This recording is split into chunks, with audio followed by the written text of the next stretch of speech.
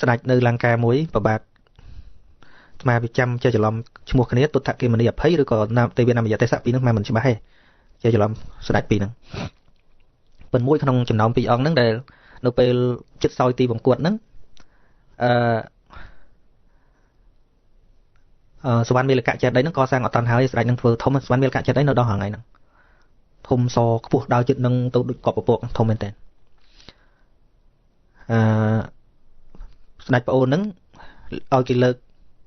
ក្រែបោះកន្លែងទីកលាបន្ទំរបស់ស្ដេចបងហ្នឹងមកផ្ទុំខាងក្រៅដើម្បីមើលទៅឃើញចេតិយហ្នឹងពេលបរិយាបងហ្នឹងអាពាតប្រឈួនធ្ងន់ហើយឲ្យគេយកកណាត់ពោសមកពីឲ្យមូលស្លុំអញ្ចឹងព្រោះធ្វើអត់តាន់ហើយប៉ុន្តែយកកណាត់ពោសមកពីឲ្យដូចជាហើយអញ្ចឹងឲ្យស្ដេចហ្នឹងសឡឹងទៅឃើញទៅឲ្យជ្រះថ្លា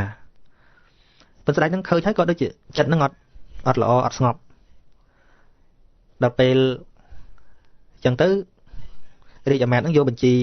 ដែលស្ដេចហ្នឹងធ្លាប់បំពេញកុសលសេចក្តីល្អសង្គ្រោះប្រជាជនធ្វើនេះធ្វើនោះជួយគេជួយឯងអីចឹងទៅចេះតែនិយាយឲ្យស្ដេចហ្នឹងនៅឃើញអំពើល្អហ្នឹងប៉ុន្តែនៅតែមិនធ្វើឲ្យស្ដេចហ្នឹងមានចិត្តស្ងប់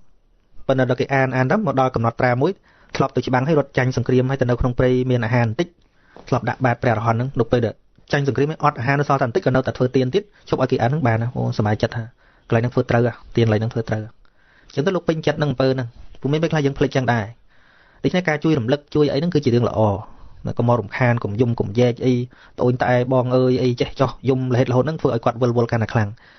ធ្វើច្បាត់ថាកុសលនិងអកុសលហ្នឹងបរណាសនជីវ័នហ្នឹងវាប្រព្រឹត្តទៅតាមធម្មតារបស់វាក៏ពិតមែនក៏ប៉ុន្តែចិត្តទាំងឡាយវាតែងតែមានអារម្មណ៍ជាអារម្មណ៍អនបច្ច័យ